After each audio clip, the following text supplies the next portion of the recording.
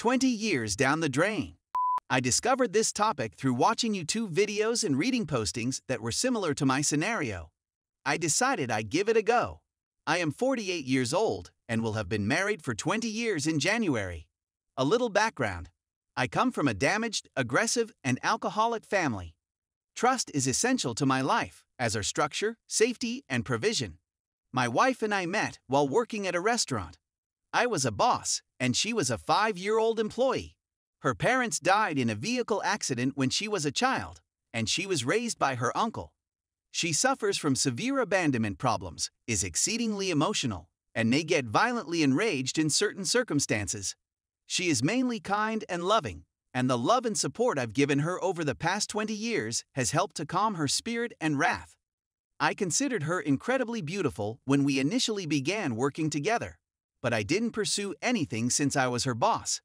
I had a part-time job, bartending, and she would come down to the bar to flirt with me. I didn't encourage her conduct, but I was always polite when I said no. She came in one night about a month into her stay, marched straight up to me, leaped into my arms, and began making out with me. I didn't turn her away this time, because who would? Here came a stunning, youthful, full of energy girl who was definitely drawn to me. I just terminated a 5-year marriage that had been a tremendous mistake, and I had a small kid. I had recently returned to the scene, was in good shape, and was enjoying the company of numerous ladies. Who was I to pass someone like this up? We spent that night together, and the following day I informed her that if she wanted us to continue seeing one another, she would have to resign her job at the restaurant. That day, she gave her notice. We were together almost every day after that. She practically moved in with me, and a week later we went and grabbed all her belongings from where she was residing. I stopped seeing anybody else and had to reject down one of the other females when she came into my office and told me she needed to. When I informed her I couldn't since I was in a relationship, she answered, "No one would know." I told her I would, and she walked away. My present wife and I had a few minor conflicts early on, and there were a lot of the dating games that young people play. I thought I was too old for all of that nonsense. So one night, after she had elected to stay out with her friends rather than come home with me, I went to our apartment, packed all of her, and left it on the doorstep. I sat on the sofa, waiting for her to get home. I noticed her friend's car's headlights as they dropped her off, and I saw her go up to the door via the peephole. She stood there, paralyzed, staring at all of her baggage in front of her. When I opened the door and saw tears running down her cheeks, I uttered the following: "I'm becoming too old for these games. I am standing directly in front of you, and you must make a decision. You must love my daughter and look after me, and I will always look after you. If you can accomplish that, gather your belongings and come inside." We met when she came in, and we've been together ever since. I was definitely not ready to be the guy I am now during the first few years of our marriage. I had 2 DUI and cheated on her 4 or 5 times. She had no idea about the infidelities until the final DUI, when she told me, "I love you more than everything in the world, but I can't do this. I'll have to leave you if you get another DUI." That was the end of my drinking and extramarital affairs. After that, I was completely committed. I spent the next 2 decades establishing my profession. I accepted jobs all over the state, and we had to relocate an hour and a half away from home for a job. My wife just could not do it. We had a kid by then, and she was feeling too alone, so I relocated her to town and began traveling to work for 7 years. It was hard, but I did it to support my family, therefore I got through it. Eventually, a position with my firm became available in our hometown, and I accepted it. Later, I was hired by a private owner to handle his enterprises, and then another private group hired me and granted me an ownership stake in one of their divisions. After 15 years of working together, I had achieved the zenith of my professional career, my family was doing well, and I was earning more money than I had ever made. My wife wanted to return to school to continue her degree, and I felt that was great since I was so busy at work. Work had become somewhat poisonous, and the atmosphere had begun to wear me down. My connection with my wife deteriorated greatly as I started to wall off and internalize.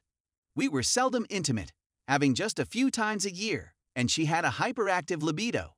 I was gloomy and unapproachable, and I was really dying on the inside. While I was at work, my wife began to request that we go hang out with some of our friends. I didn't like it, but I was dead inside at the time and simply said okay to everything she wanted to do. It was simpler for her to go than it was for me to confront her dissatisfaction with me when I returned home from a soul-crushing job situation. Her trips got more regular, but I was okay with it since she was spending time with folks I'd known for 20 years. I had great faith in everyone in the group with whom she was socializing. I know I'm a moron. About a year ago, I realized that this work atmosphere was no longer going to work for me. I was frequently at conflicts with the partners, and we couldn't even communicate anymore. When I began to reflect on my life, I realized that I had blocked off everything I had ever appreciated about myself. To offer comfort and security for my family, I had transformed myself into a soulless ATM. I was devoid of feeling. Don't get me wrong, there were wonderful occasions as a family throughout those 2 decades, but I felt empty as an individual. I determined that when my wife finished her studies, I would search for another method to generate money and attempt to reclaim part of myself. It was at this time that my wife decided to embark on a new chapter in her life. On one of those group trips, one of the males in the group, someone I'd known for 20 years, opted to hold her hand, and so began a year-long emotional affair. I could sense some pain in the back of my mind when she went out with our friends at the time, but I was so dead inside that I simply disregarded it. At the moment, I didn't want to deal with any more agony or anguish. We got through the first few months of this year, and I observed my wife growing more aloof and distant, but I was still in no position to confront her conduct emotionally. Then COVID struck. We were locked up for months, and she subsequently told me that she thought this would be the time for her and I to reconnect and rejuvenate our marriage. Unfortunately, I was still in the process of letting go of that professional life, and I was first unable to bridge the gap. We began lockdown in April, and by June, she had chosen to leave me after she finished her degree. I had no notion, of course. I didn't have any employment during quarantine. Therefore, I had more opportunity to reconnect with my pals. My wife and I were invited to one of the men in the group's wedding, and it would be the first time in over a year that I would be able to see them all. I was overjoyed and had a terrific night, but my wife's AP was forced to confront what he was doing when I arrived. He began to cut off their interaction, and after a second gathering in the same month, he effectively cut it off completely. So now my 19-year-old wife is faced with many options. Her program was nearly over, her marriage to me was gone, and the relationship she planned to continue after she left me was also over. She still didn't have the confidence to tell me she was going since she needed my help to cross the finish line, but she needed to start laying the groundwork for her new life. She mentioned getting a job at the shore 2 hours away 3 weeks before she was supposed to take her boards and earn her license. She said that since there were no jobs in town, she could earn a lot of money at the shore and start working right immediately. She then said that she had an interview the next day. Of course, I disagreed, and it was during that discussion/argument that I realized we were no longer talking about my wife working at the seaside, but rather about her leaving me. I challenged her about what she was truly talking about, but she wasn't ready to shoot. I told her I loved her more than anything, but I wasn't going to beg her to remain. I told her she wasn't responsible for me, and that she didn't need to feel guilty since I had cared for them for the previous 20 years.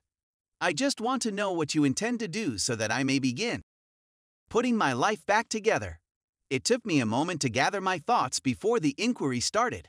I accessed her computer and saw archived drafts of letters she had sent to AP during the previous year.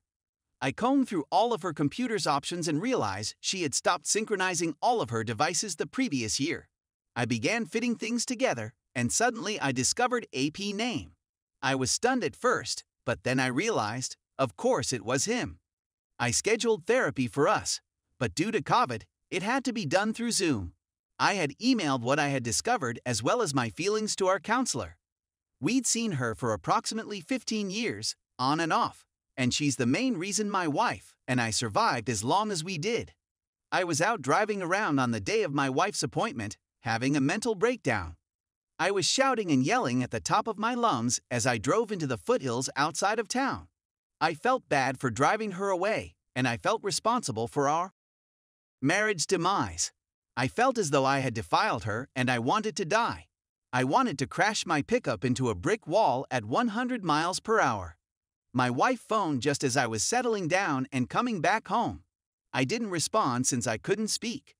Our counselor used AP name during their session, and my wife freaked out. My wife hadn't informed anybody about the affair, and she was perplexed as to how our counselor knew. She opened my iPad and saw the proof I had taken from her PC.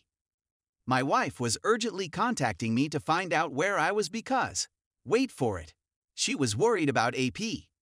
My wife inquires whether I have faced AP, to which I respond that I have not. She is terrified of me calling him and telling him it wasn't his fault and that he doesn't deserve this. What she forgets is that AP and I have been friends for 20 years, and his betrayal is equally as bad as hers. This discussion follows the pattern of many others in that we settle, chat, and then vow to keep trying. With one other. Stay tuned for the next part.